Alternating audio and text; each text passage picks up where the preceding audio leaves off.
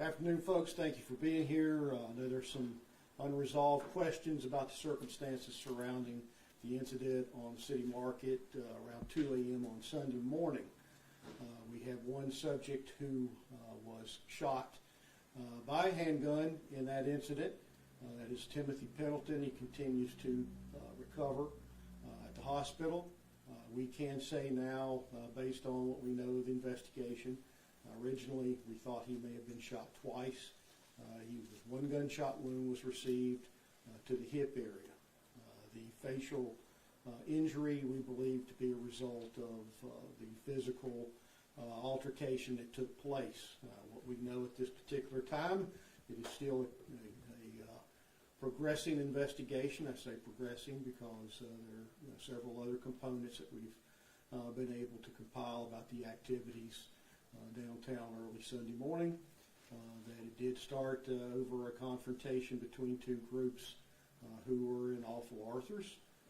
The confrontation was moved outside by employees of Awful Arthur's who obviously noticed that there was an issue between several of their patrons. Once outside, a fight between two women took place. I'm sure all of you have seen the social media footage of it, which was captured by numerous personal devices. And at some point, our suspect went to a vehicle, retrieved a handgun, came back, and shot our victim one time.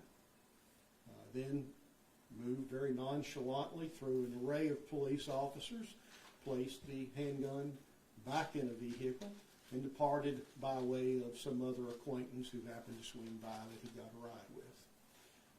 Again, we are making progress. The vehicle in question was towed to the police department. We have recovered a handgun, and that weapon is going to be forensically examined for many different reasons, and we have been successful in kind of securing a person of interest whose name I will not reveal at this time because his whereabouts is not yet readily known. So we are making progress in the investigation, and again, there is numerous social media out there that speaks to the gravity of this and the reckless disregard for other human life, which unfortunately, folks, we see all too much after the hour of midnight in our downtown, and I will repeat it once again, when social encounters and circumstances and alcohol all seem to come together. I don't know how many times I've got to say this. Roanoke is a safe city, but when we combine these three things in conjunction with each other, bad things happen. So before I offend someone or make someone else angry because I have a habit of speaking the truth, I won't explore that anymore. Any questions?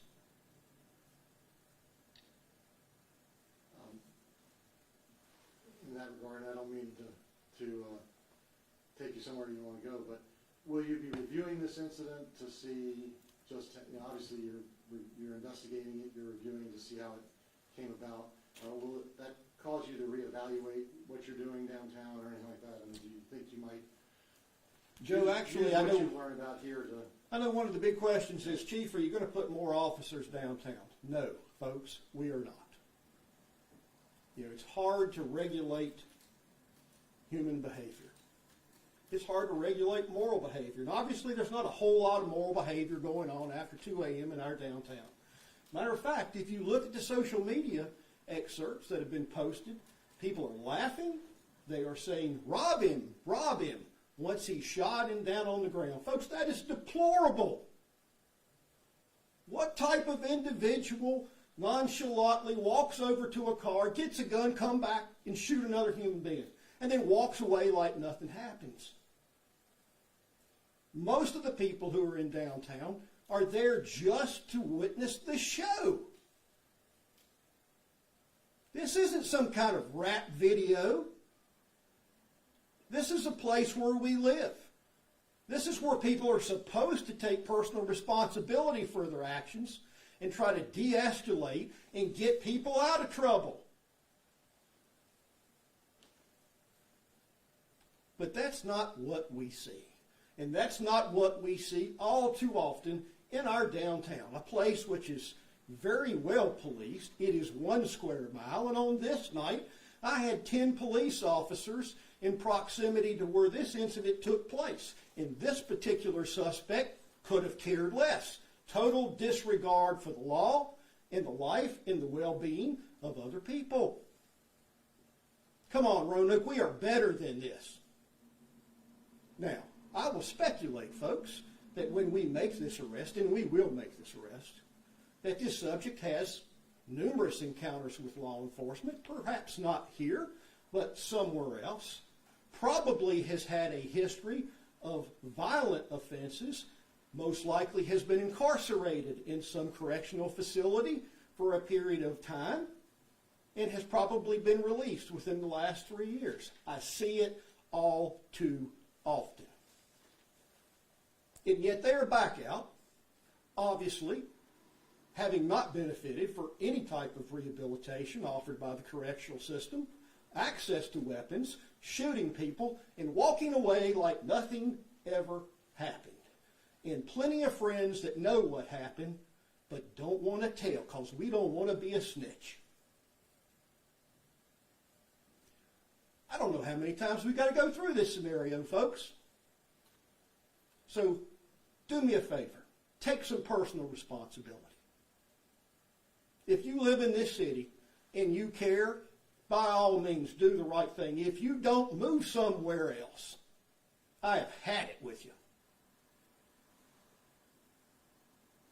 And I will personally strive to see that you don't get 30 years with 8 years suspended for taking another human life. You get all 30. Because until some folks wake up around here in this judicial system, in the entire criminal justice system, and put some teeth into personal actions made by others, folks, this is going to continue to occur.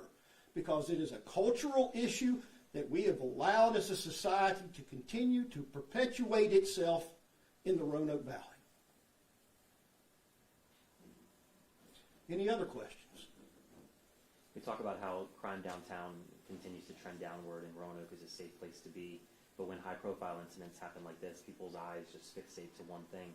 How does that make your job more difficult when people, when you're trying to do the work that you're trying to do, but then we have incidents like this that it's almost as if one high-profile incident can outwash and outweigh all the other downward trends. It doesn't matter if everything else is on its way down. This one incident is the one thing that people remember. That's exactly right. Memories are very short-lived, and so they'll remember this particular incident, and we as a city will be kind of marked by the anomaly, the statistical anomaly of what happens. And that's a very difficult thing to recover from, because economically our downtown is vibrant, it is safe, and all it takes is one unfortunate event to make it all go away. There again, it is 1 square mile of real estate. I had, according to our last count, 26 police officers available for duty at 2 a.m. when this went out. Approximately 10 of them, or almost 50% of what was working on this night, were in downtown because we realized it is full of people, there's a lot of activity that goes on, and many times we had disorders involved. Just about 3 weeks ago, we had to deploy OC gas to disperse a large crowd of people who refused to leave after the 2 a.m. hour because they couldn't get along.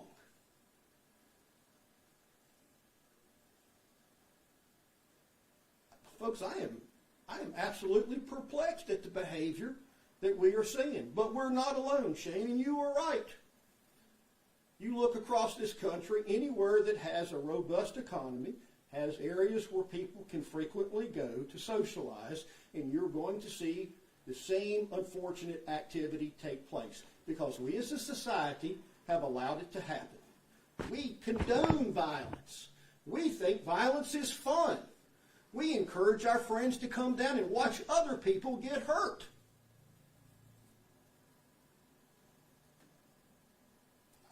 I can't explain it. Perhaps our PhDs in the sociology and psychology world would like to chime in on this one. But until then, we will continue to police downtown as we have. It is adequately staffed. Obviously, putting more police officers down there won't fix it, because this individual felt perfectly comfortable of walking through at least 10 to get a gun and shoot someone. There is no magic ball for this one. I could put a police officer on every corner, and if someone intent to do harm to another one decided to do so, they would, regardless of where that police officer was standing. It boils down to us being willing, as a community and as a society, to accept poor behavior. And until there's an outcry through the criminal justice system to make it stop, folks, these people will continue to prey and spread their evil on the rest of us in society. Anything else, folks? I've got another one, I think. The victim still remain in stable condition? That's my understanding. And could you spell his name for us, please? First name Timothy, Timothy. Last name Pendleton, Pendleton. I understand he's from Buchanan, Virginia. Do you happen to have an age for? 35. Do police have any idea more about what led up to this confrontation, or sort of how this all transpired? Yes, I do, Henry, and thank you for asking. And as graphic as this may sound, apparently someone had too much to drink and vomited on someone else's shoes. And for that, a man is shot in the hip. Think about it. Anything else, folks? This may be getting into the weeds a little bit, but what is, in your eyes, the way the relationship should be between a downtown bar owner when they have an incident inside their bar, they follow what they believe are their best practices, procedures, insurance standards, to then remove those parties from the bar, wait 10 minutes, make sure they're separate, but then as far as their mind, they're off my property, they're no longer my problem.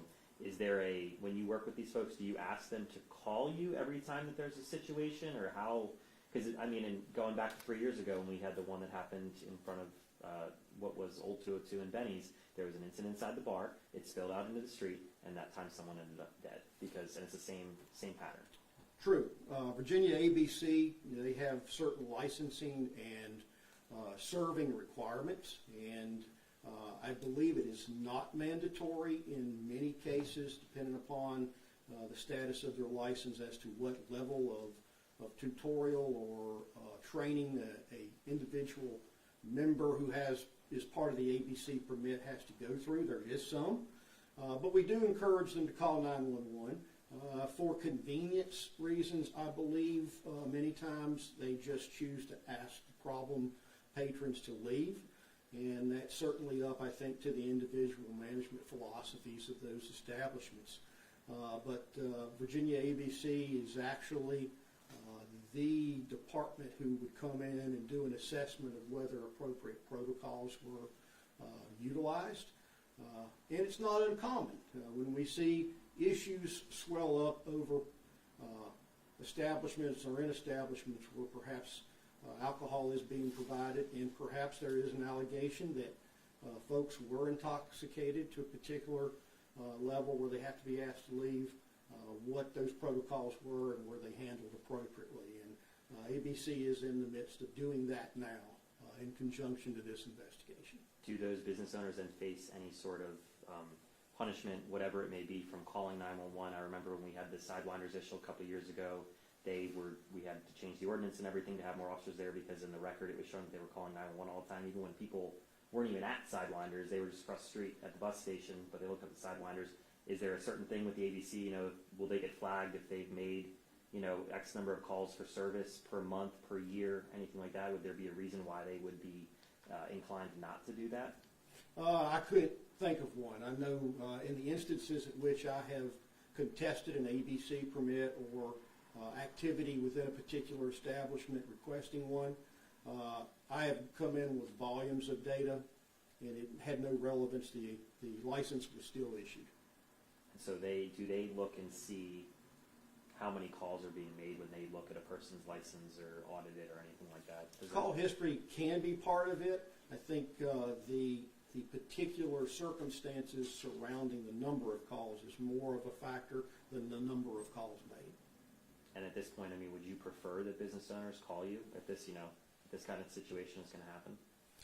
Yeah, well, we always. I mean, when you're kicking somebody out, obviously there's Yeah. a difference between kicking someone out because they've, they're not able to control themselves anymore. But at this point, it's some sort of, obviously there was some sort of altercation that Right, spilled and, out. and there are a lot of things I think that come in with the decision to do that.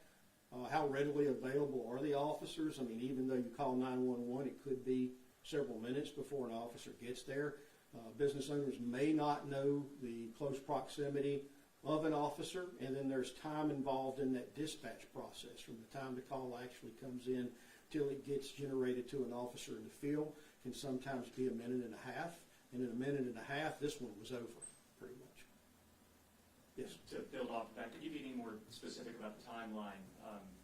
And I'm thinking about the time it took the suspect to walk to his car, retrieve the firearm, and then come back. Yeah, apparently, and we don't know, there's still a lot of unknown there, but at around 2 a.m. Is when multiple officers heard the gunshot. As this thing unfolds, and again, there are still many moving parts, and we don't have the benefit of all of the information from all of the people who were involved, especially the suspect.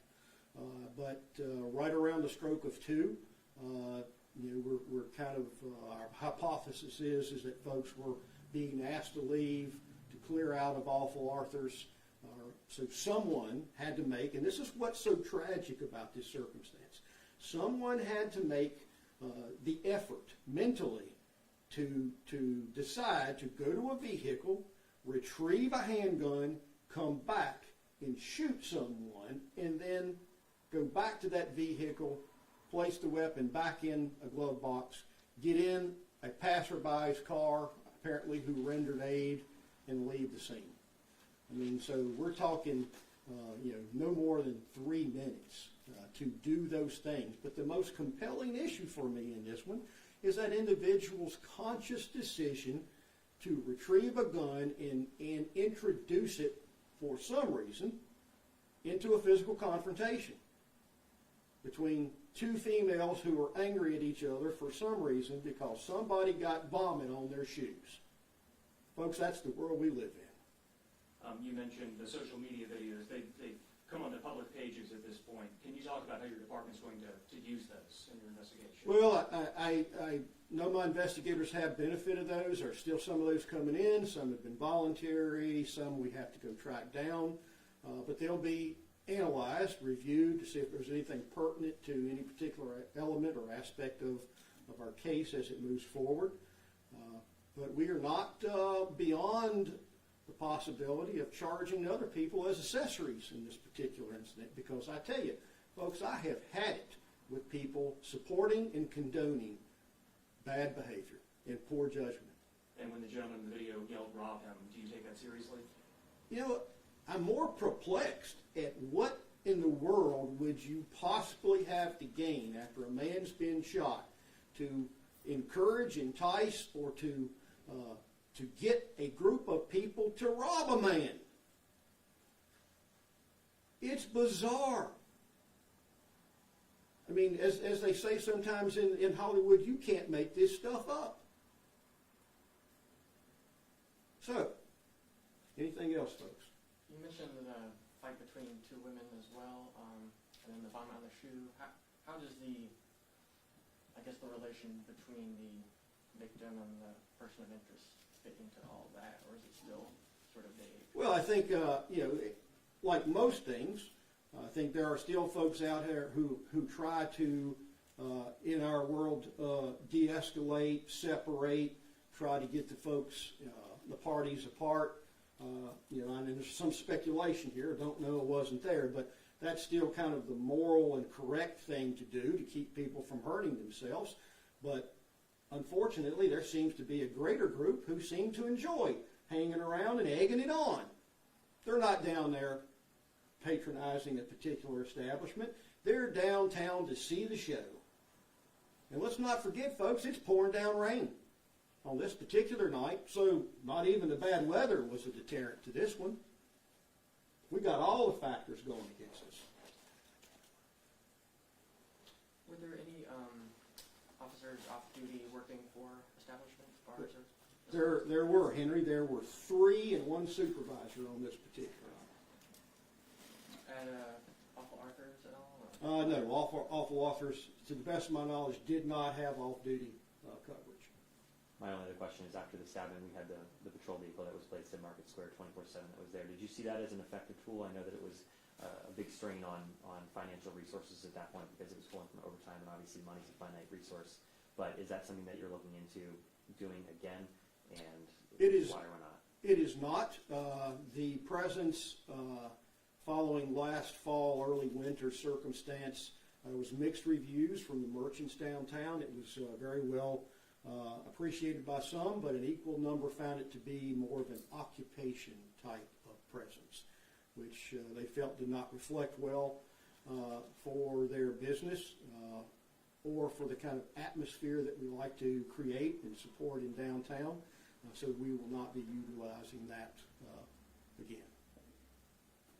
Only other thing, I mean, you just seem absolutely disgusted with everything that took place over the weekend. I am disgusted. If you were the police chief, you'd be disgusted too.